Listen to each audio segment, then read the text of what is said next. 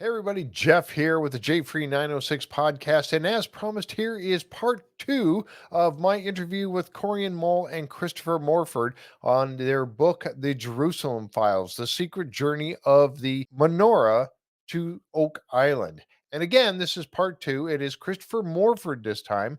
Really good stuff. It's out there as an audiobook, and also you can get the book, the paperback, out in at Amazon.com, or you can go directly to the JerusalemFiles.com. So I hope you enjoy this interview. It's about 40 minutes long with Mr. Christopher Morford and covering the Jerusalem Files.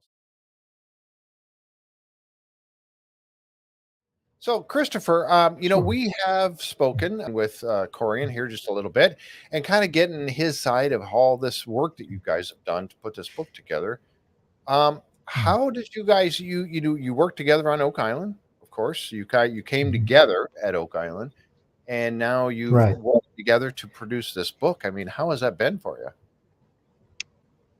Um, I never would have believed it, years ago, that we'd be here at this point. Um, it all seems like a bit of a dream, I had just sent in a theory to the show, and Mhm. I thought that would be the last I ever heard from anybody. It was at the prompting of Chris Dona, my old friend, Yeah, yeah, we dearly missed departed friend. We miss him terribly. And he pushed me to send in a theory, and that was it. All right, I'll hit send, and that's it. And then here comes a phone call day later, and there's plane tickets showing up, by the end of the week. And so I suppose they liked what I had to say, and I was so honored to be able to showcase what I was working on. Mhm. And it was very dreamlike, very surreal. And of course, while I was there, they introduced me to Corey Mall, and what a fantastic researcher he is and friend. And all of our ideas just kind of overlapped and dovetailed so nicely, and kind of a yin and yang thing going on. We approach things from a different sides, Yeah, he different mentioned perspectives, that. Mhm. um, but it just works so well. He's got whatever I'm missing, and I hope I'm providing things he hasn't looked at Now, from me. he said that with doing this, putting a book together like this, that Hmm. he said he didn't want to go it alone, and you were Hmm. the perfect choice. I mean, you were the perfect person for him to collaborate with on that.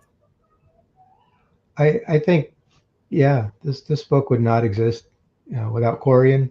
Um, there's no way I could have written this on my own. In addition to coming together and uh, kind of enhancing each other's talent, I guess, if you want to Mhm. say it like that. Absolutely. We also put constraints on each other, necessary constraints, right? He keeps me grounded. If I kind of go off on a bit of a wild tangent or something, right? He's a perfect foil for that, and he'll let me know right away. That's yeah, it might be A bit of reaching a a bit on that, and yeah, most of the time he's right, but yeah. most of the And time, yeah. no, he's very level-headed in that, and he looks at it from a reader's point of view too. Right. In my mind, it's making sense. I'm drawing from my experiences, my affiliations, and but I may not be explaining it so well, you know, and I may not be able to back it up because maybe there are no documents for these particular things. It's kind of a spoken mouth to ear thing going on, right? So, Right. Right. um, uh, so yeah, that's one of the ways we work together very well. Mhm. And I think I can kind of take him sometimes and say, well, why don't you, maybe look at it from this direction. And let's unlock that symbology there. I think there's a deeper story to that part. And we go digging. Yeah, I'll be looking for a document for days, trying. I know this reference is out there somewhere. I just need to find it. I can't go digging through the Bibliothèque Nationale in France, and Corey, and I need this. And then 2 seconds later, he's downloaded it. It's probably laminated it. He's shipped it overnight. It's it's he's just so good at this stuff. So yeah. I could go on and on, but anyway. Now, one of the things that he mentioned too was that, in talking about this particular book that you've written and the subject matter of it, and following the Menorah across Europe and to North America, one of the things I'd mentioned to him was that there's people out there that don't even realize that or don't believe that the Menorah even exists, or that there's other. I think there's actually several. Isn't there like 7 of them total? But there's like the one main. I think I've heard that there's others. There's not just one. Well, there was the Menorah, right? Right. The one right. fashioned by Moses at Yes. the instructions, command of God up on the mountaintop. Right. And that's the story in Exodus. Beyond that, when it ends up in Solomon's temple, that's others were fashioned. In fact, 10 of them were fashioned to light the main hall of the temple until you get up to the just outside the Holy of Holies, where the main one resided. And so there were quite a few, but we maintain that the original was quite a bit different than those that were placed in the hallway. It was a bit special. Yeah. Corjan talked a bit about the movement of it coming over and how it would have affected Oak Island, of course. But now he mentioned too that you had brought, when you guys working together on this book, you brought to bear the parts of it, North American parts of it. Do any of that you want to touch on? I know we don't want to give too much away because we want people to go out and buy this book and read it. But could you tease a little bit about the whole North American side of it? I think I could. He asked me to mention that to you, so I don't know. I want to, talk about all of it. Oh, well, yeah. I don't know how deep I can. I should go into this. But, from my very first war room on Oak Island, I had brought in the possibility of FDR's involvement in this wider scheme. We're all familiar with the fact that he was a treasure hunter on Oak Island, and that his grandfather was part of the Truro. He was an investor in that corporation. And so you may have seen from our other presentations when we discussed Nicolas Poussin and his painting, The Shepherds of Arcadia, and its relationship to the treasure here. We went over the sort of pentagonal geometry that exists within that painting. That same shape, the Pentagon, it pops up again and again along this trail. We see it in Templar churches, for example. It appears on several key Gothic cathedrals throughout France, very special cathedrals that provided us with some amazing, often hair-raising clues along the way. So that Pentagon, that star, was in a way guiding us along. Well, it wasn't too much of a leap to go from FDR and this pentagonal shape to the largest Pentagon in the world, which happens to be in DC and is the headquarters of the U.S. military. It's the Pentagon, right? Right. So, which was built by FDR, not personally, but It was under his administration. Wow. It was built against uh, all the advice of his military commanders, Wow. um, his personal advisors. They said, number one, you can't build it there. It's a swamp. You're going to put one of the largest buildings on earth in a swamp. And he says, no, it has to be. It has to be there. They had other sites picked out. And so they had to sink over 41,000 pylons Wow. just to get this thing supported in the swampy area. The second problem was the shape of the thing. As his military commander said, you've just built the largest bullseye on the face of the planet. You know, and they had advised against that as well. Said, why don't you build it this way? Why don't you break it up a bit? Put one building here, one building there. Don't put all your eggs in one basket. He was completely against it. It had to be a pentagon shape. It had to be in that exact spot. Wow. And the deeper we looked into it, we understood why. And I can't go too much farther into it, but No, we want people to get the book and find out why. I think his family has been involved in this for quite some time. Wow. We noticed that the coat of arms of the Roosevelt family used to look a certain way, that he actually altered them, Really? which is highly unusual. They always featured three roses because the name Roosevelt is like a rose field or rose garden. Oh, And I do have a drawing. I printed this out for you. But this is what it was changed to. oh, okay. These rose stems, the rose stems were separate before, and he crossed them. So what do you call a crossed rose, but a rosy cross, right? Or Rosicrucian in a way.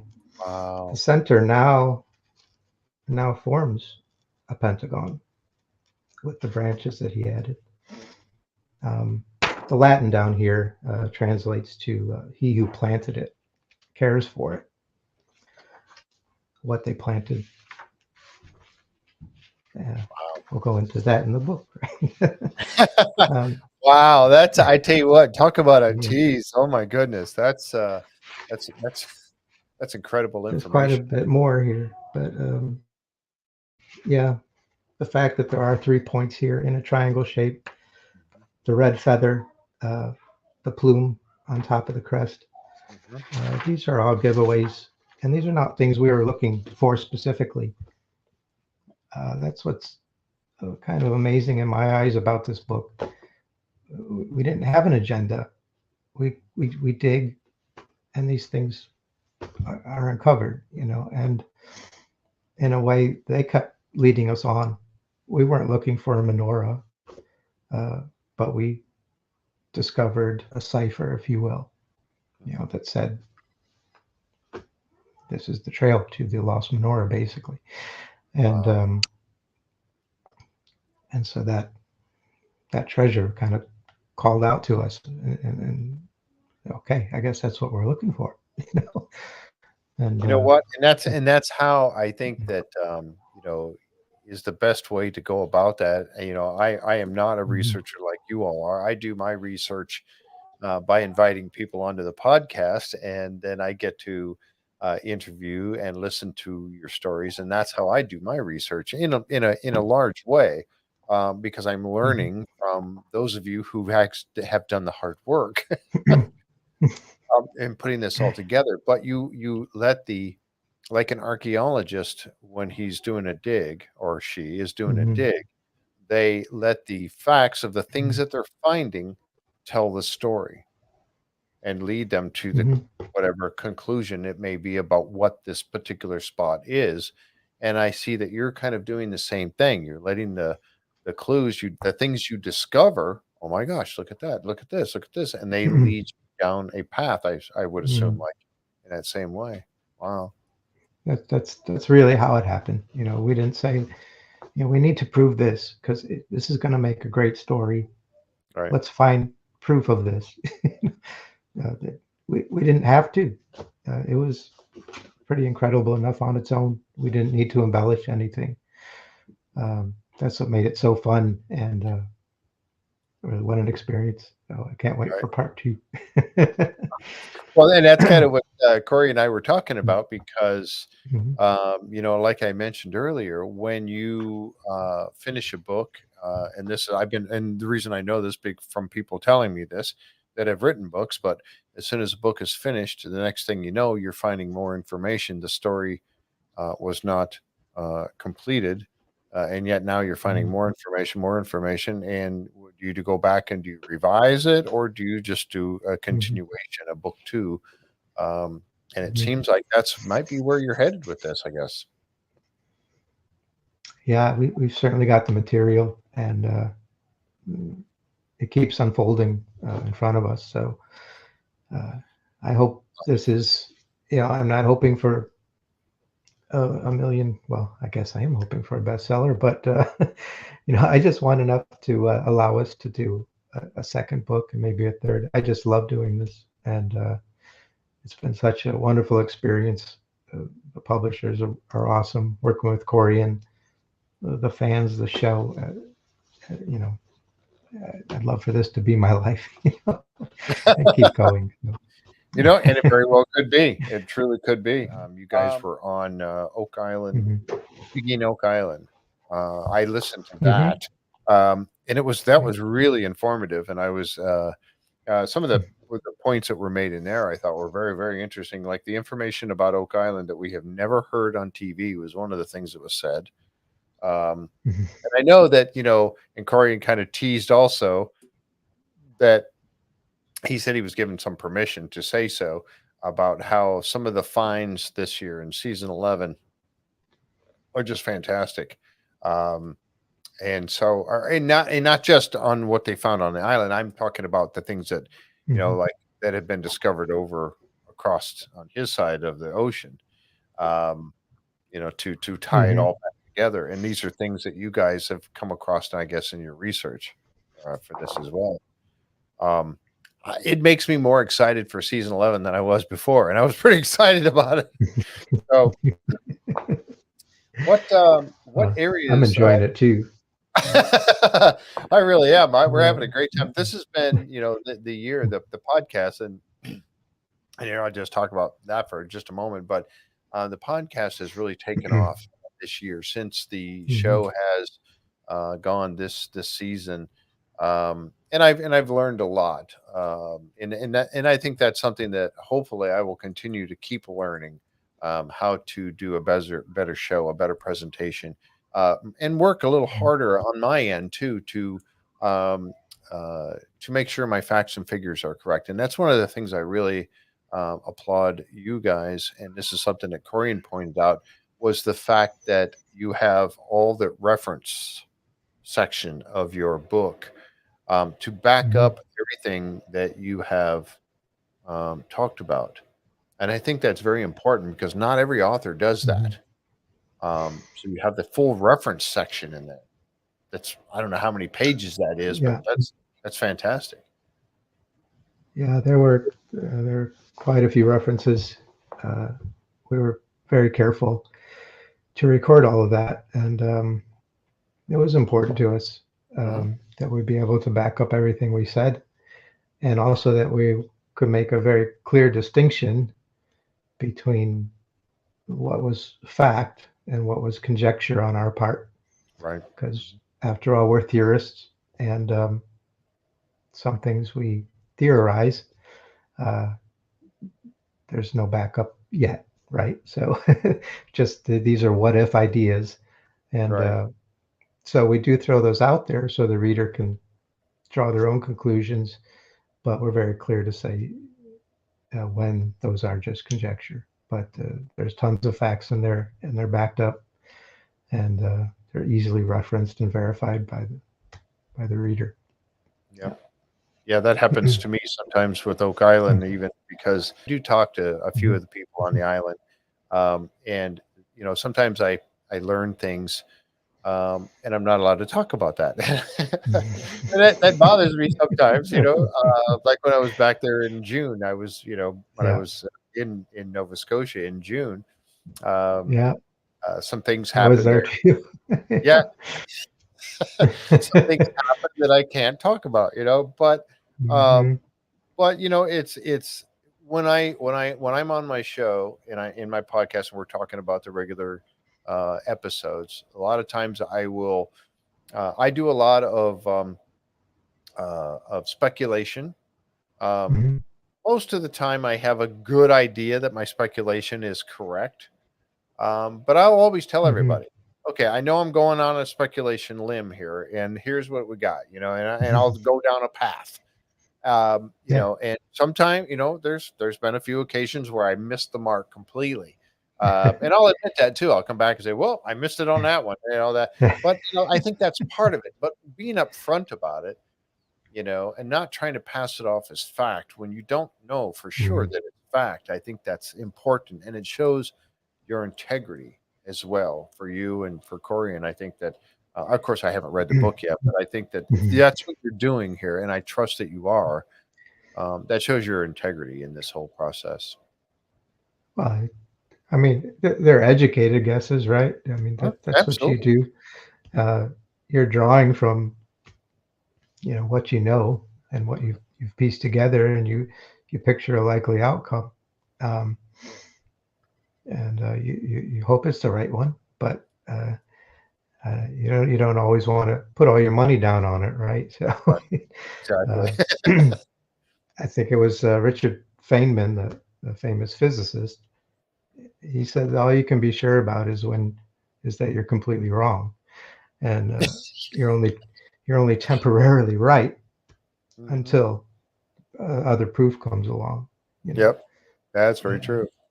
and so I try to keep that in mind. I try to stay humble about it, and I don't try to say I've got all the answers. I don't. Oh, I'm absolutely. just I'm out here doing the best I can with my past experiences and resources and the research, and that's all you can do, right? So, Exactly. I Exactly. definitely entertain a lot of other people's theories too, and I wish them the best. Scott Clark most recently, I really enjoyed his book. I Yep, love his I did theory. too. Yeah, we just had a Yeah, very nice podcast with him about that, about his book yeah, and everything too, and that was, yeah, and I've got it right there. I mean, it's yeah, right there. I love. yeah, yeah. Me too. I think. I've got all kinds of notes, stickies sticking out of the top of it because I refer to it quite often. And it was funny because Yeah. when we first talked to him and had him on, he said, We can't talk about chapter 9 because he says, it's coming up. We just can't talk about it." I'm like, "Okay, no problem." So when we had him on, we did not talk about chapter 9 at all. We skipped it. And then, then he was able to come back later and then talk about chapter Hmm. 9. So it was kind of fun, Hmm. but and I respect, him for that. And of course, that's his wishes. That's exactly what we'll skip chapter 9. No problem at all there. So, but yeah, he's become a Hmm. friend too, and I really appreciate all of that. Something I don't get to talk about much is a question we do get asked some about the menorah and Mhm. why in the world would a Christian king like Louis XIV place this in his garden? Right? Um, this Jewish symbol. Of course, he Exactly. does have an extremely large uh, cross in the garden as well, in the center of the menorah, and that's his canal, his Grand Canal. Mhm. Um, but if I could go into a couple of explanations here Yes, that I think please. are important. Mhm. Well, first of all, when if you're lucky enough to be a king, when you are a prince and you're on your way, you're the crown prince. You're going to be the next in line in France in his times. You would be handed a book called The Mirror of Princes, and you were expected to read this and learn it. And what it was either life stories and parables and lessons from usually one of two kings. It was either David or Solomon, the two most respected Right. Jewish kings. And so growing up, he was expected to be as wise and as fair as King Solomon. That was one thing. The other important thing is he built his royal chapel in Versailles. He added it a bit later. And he broke the symmetry of the palace to insert this extremely large, what they call a chapel, but it's cathedral size, right? And at the time, it was just well understood that this was his Temple of Solomon. You can go back to kind of the press at the time that was reporting on the construction of this edifice. And it was just understood that this is Louis XIV's Temple of Solomon, him being Solomon himself, and the church he was building, which he filled with symbols of the temple. He's got the Ark of the Covenant there. He's got the menorah. So I think, in a way, to him, this was who he was, in a sense. The other thing, being a Christian, he was well acquainted with Revelations and the second coming, and he knew that Christ would return when the new Jerusalem descended and when the new temple was built. And so it would be seen as sort of this very sacred honor to facilitate in the coming of that new temple and the new Jerusalem. And if that temple was to be built, it would certainly need the furnishings of the old temple. Wow. Yeah. Including the menorah, Yep. including the art. And I won't go into his relationship with the actual artifact. That's in the book as well. But I think these are two very strong points to consider when you're wondering why he might have placed this huge Jewish symbol in his gardens. Wow. Okay, that's good. See, and that's part of the beauty of all of this for people like me.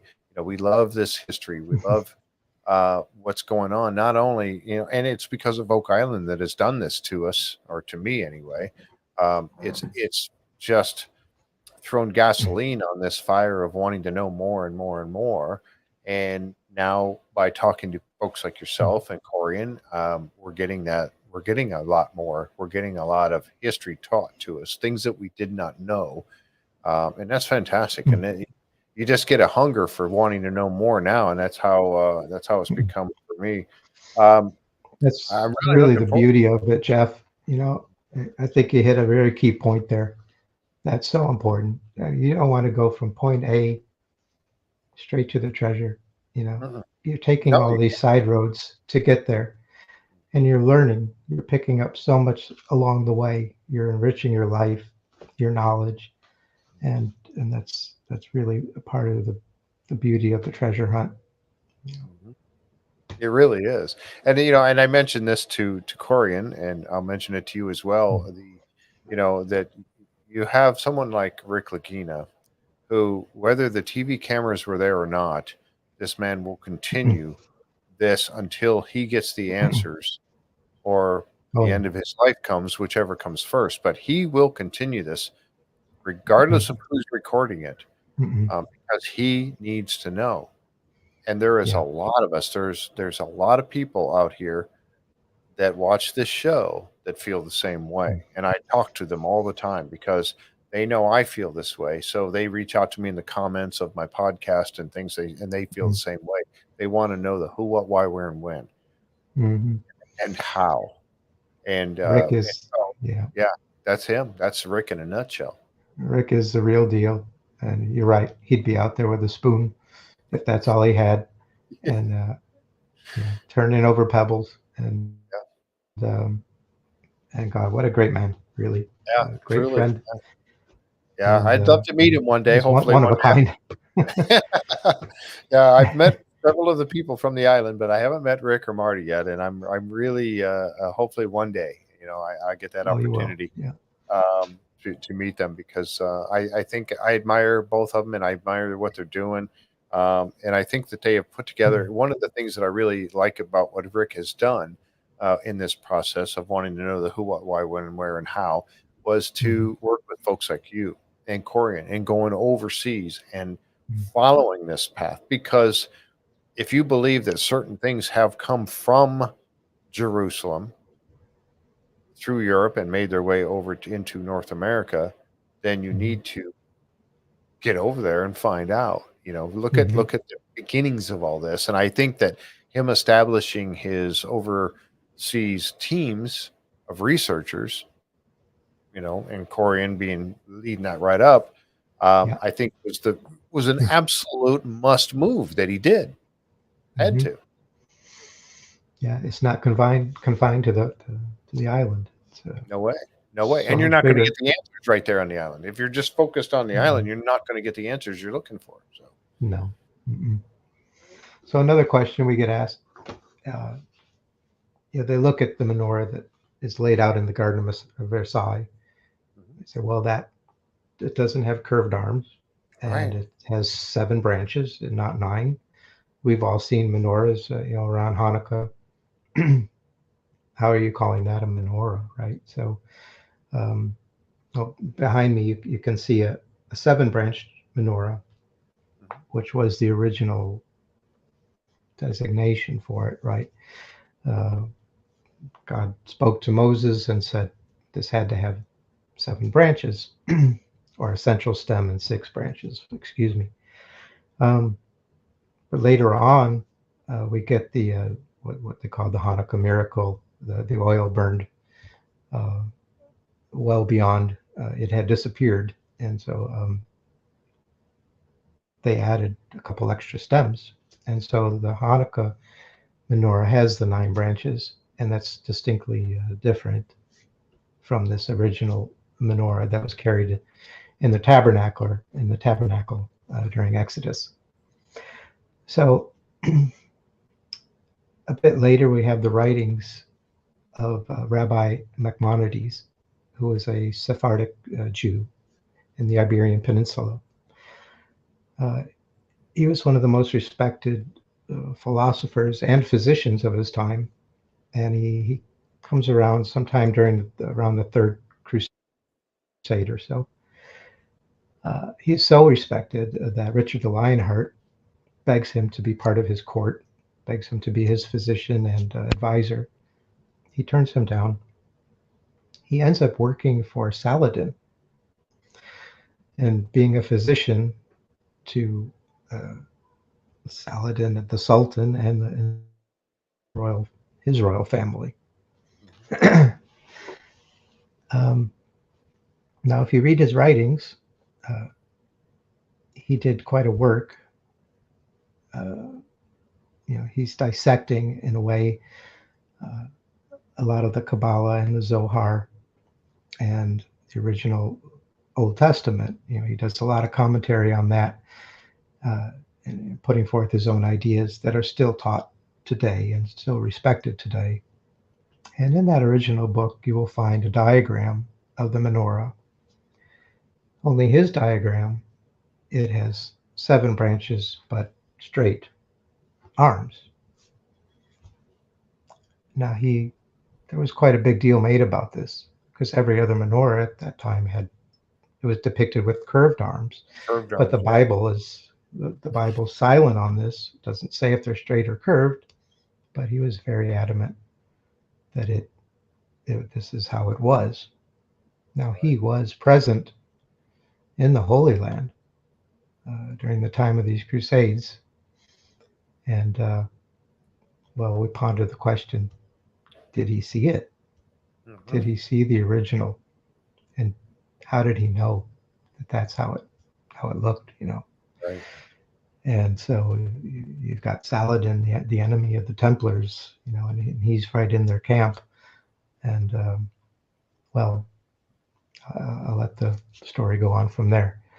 But that same straight arm menorah shows up again in Dome Prison. I was just going to say, I've seen it there in Dome. Yes. Of course, you've seen the etching also of the lead cross, right? It's the matchup there. Mhm. It also turns up in a Templar church in the south of France. I won't give that away, but we'll explain it and show photos. Um, so that shape is a very particular shape from a very particular time, and is very significant that it is not the curved arms. So I'll leave it at that, but that part was quite intriguing.